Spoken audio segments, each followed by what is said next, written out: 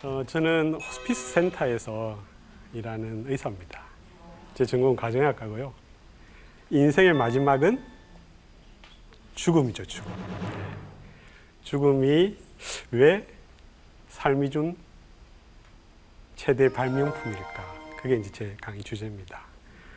호스피스란 말 혹시 들어보셨죠, 그죠? 네. 호스피스는 원래 중세에 순례자들이 성지를 순례하는 사람들이 하룻밤을 묵어가는 곳 그렇게 시작했다가 이제 그 사람들이 꼬랑꼬랑해질 때도 있을 거잖아요, 그죠? 그래서 그 사람들이 임종을 맞이하는 데서 좀 편안하게 하는 곳 그렇게 하다가 요즘은 어떻게 변했냐면은 연명치료라고 들어보셨죠? 그거 하고 싶지 않죠? 요즘은 이제 많이 퍼져서 나는 죽을 때 절대로 저거 안 할래. 그게 이제 연명치료인데 예를 들면 삶의 가능성이 없는데 호흡기를 꽂고 연명하는 거. 자기는 살고자 하는 일이 전혀 없는데 그런 경우가 있었습니다. 그렇듯이 연명치료를 하는 거를 이제 하고 싶지 않은 사람들, 그런 사람들이 편안한 죽음을 맞이하는 것을 이제 도와주는 그런 일을 합니다. 제가 호스피스랑 인연을 맺게 된 거는 제 가족 이야기부터 할게요. 제 가족은 제가 2010년도에 그날 아침이 겨울이었던 것 같아요. 집에서 어머니가 전화 왔습니다. 우리 어머니는 전화를 잘 안 합니다. 전화를 안 하고 이제 아침에 딱 전화를 했는데 양수야 큰일 났다. 첫 마디가 딱 그거 쓰면서 제 친구 병원에 갔더니 암일 것 같다. 그것도 담낭에 있는 암이다. 암 중에서 평균 수명이 한 6개월 정도 되는 암이었는데 좀 앞이 캄캄하더라고요. 저도 이제 의사지만 당황스럽습니다. 왜냐하면은 제가 죽음을 많이 맞이했지만 내 가족이 가까이 있는 사람이 죽는 거는 또는 그런 일을 당하는 거는 익숙치 않더라고요. 참 아이러니하잖아요, 그죠? 그걸 뻔히 보면서 내 가족은 그렇지 않을 거다. 나는 그렇지 않을 거라는 생각을 하니까.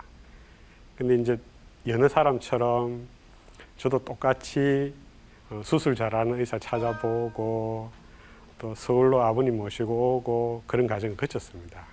거쳐서 이제 수소문해서 이제 수술도 할 수 있을 정도라서 수술하시고 또 아니나 다를까 1년 정도 지나니까 재발을 하더라고요. 재발하고 또 방사선 치료하신다고 했는데 그것도 신통치 않았습니다.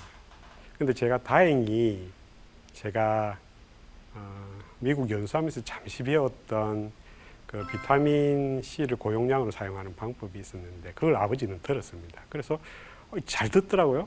그래서 희망이 있겠다 했는데 그것도 한 1년 정도 지나니까 이제 극복하지 못해서 이제 호스피스를 권해서 호스피스 들어갔습니다. 환자가 있는 병실에서 거꾸로 이제 자게 됐는데 밤새 옆에 있는 환자는 호흡기가 안 좋아서 끌떡끌떡 넘어가고 10분마다 저는 깨서 아버지가 어디 아프신지 계속 봐드리고 양수야 배 아프다 내지는 그런 이야기를 계속 하고 있고 이게 이제 편안하지는 않더라고요. 왜냐하면은 조금 더 편안한 곳에서 우리 아버지가 생을 마감하면 어떨까라는 생각이 그때 이제 번뜩 들었고 그래서 생을 마감하는 데 조금 도움을 줄 수 있는 의사도 좀 되면 괜찮겠다라는 그런 생각을 좀 가지고 있었습니다. 그러다가 이제 오래 끌 것 같았는데 아버지는 이제 걸어서 들어가셨지만 한 10일 못 돼서 돌아가셨는데 그리고 이제 조금 지나서 우리 장인이 다시 이제 대장암 사기 딱 진단받고 폐까지 전이돼서 수술도 못 하신다는 이야기를 듣고 근데 장인 어르신은 아버지와는 다르게 끝까지 항암 치료를 하셨어요. 그러니까 가족하고 이별도 못하고 그냥 폐혈증 걸리셔서 또 돌아가시게 됐습니다. 내가 의사인데 만약에 저런 상황이면 사람들한테 좀 도와줄 일이 있을 것 같다라는 생각을 그때 많이 가지게 됐습니다. 우리 센터는 7명의 식구가 있습니다. 간호사 5명, 그리고 사회복지사, 그리고 저 이렇게 있고, 그 외에 이제 우리를 도와주시는 음악요법 선생님, 그리고 원예치료 선생님, 그리고 이제 성직자분도 계시고, 또 봉사자들도 있습니다. 이제 여느 병원처럼 들어오면 의사가 다 주도해서 뭔가를 다 할 수도 있지만, 여기는 많은 분들이 같이 도와주셔야 됩니다. 그래서 환자분들이 오시면 가족들하고 다 같이 상담합니다. 상담하면서 어떤 방법이 가장 좋은 방법일까?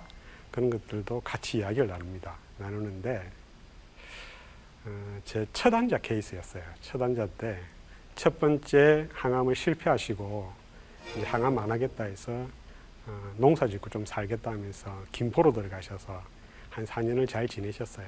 지냈는데 이게 이제 폐까지 딱 전이되시면서 숨이 차니까 집에서도 어쩔 수 없는 상황이 되니까 이제 도움을 받기 위해서 오셨어요. 자식들은 음대를 나왔고 성악을 전공했던 아들이 있었고, 일단 증상을 완화시킬 수 있습니다. 몰핀을 쓰게 되면 숨찬 게 완화되고 하니까 반짝 좋아지는 시기가 있습니다. 그래서 그때 제가 가족들한테 제안했습니다. 가족 음악회 한번 해보는 게 어떻겠느냐고. 근데 그것도 딱 며칠이었는데, 그 딱 며칠 지나니까 이제 가족들도 함께 모이는 자리가 마땅치 않아서 넘어가시면서 또 돌아가시게 됐습니다. 그래서 뭐든지 때가 있는데 라는 생각을 했습니다. 그 외에 이제 호스피스에서 하는 일들은 가족 사진 같은 걸 같이 찍어드리는 일도 하고요. 합니다. 그래서 제가 그분들 만날 때마다 또는 우리 센터 식구들이 하는 일들이 뭐냐면은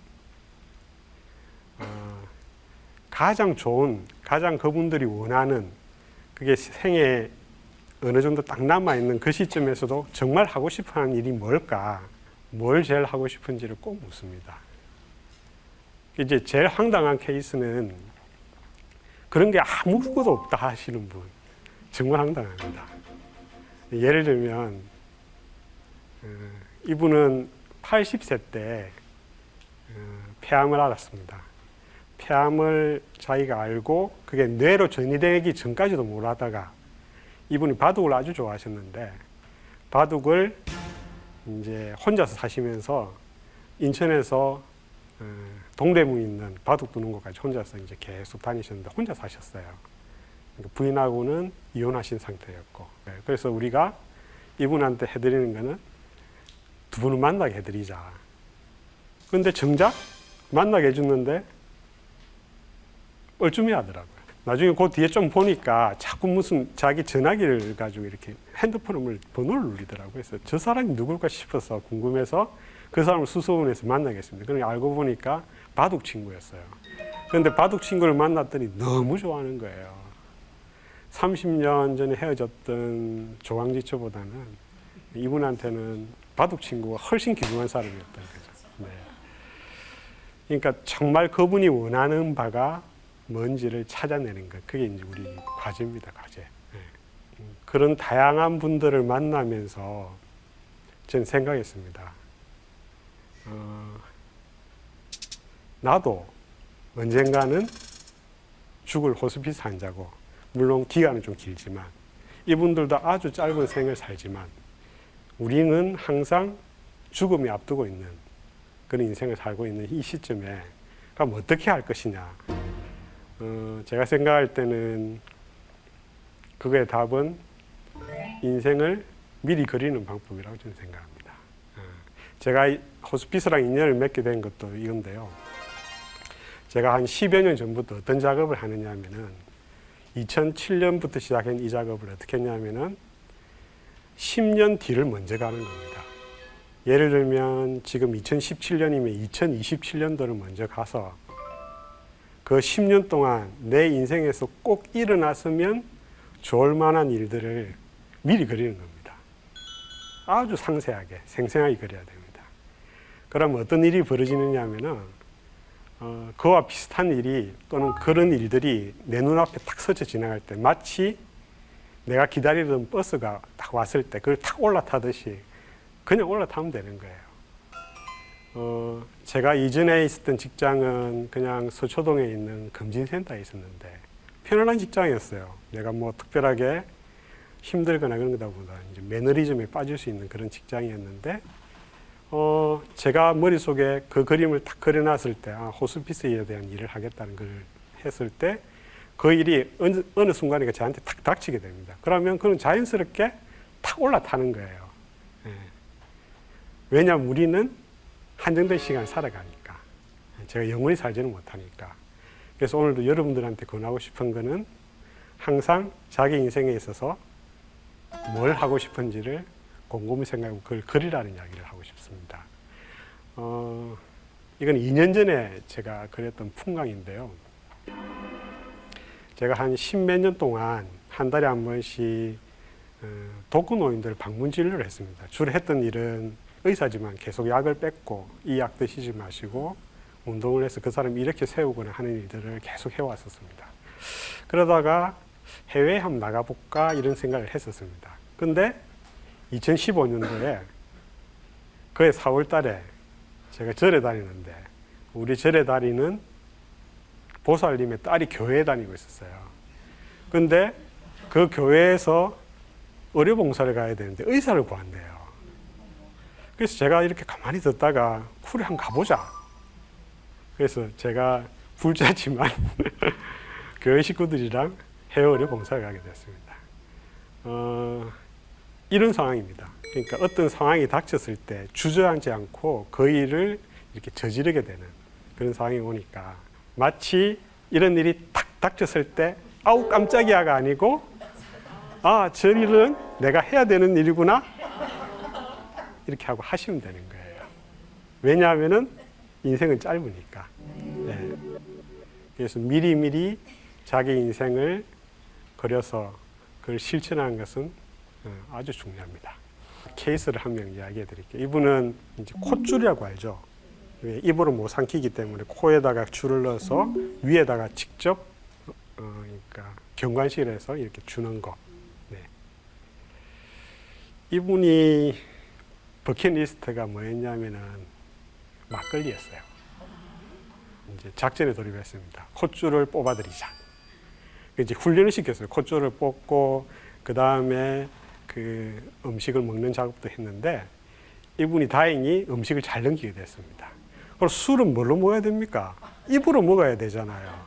그죠?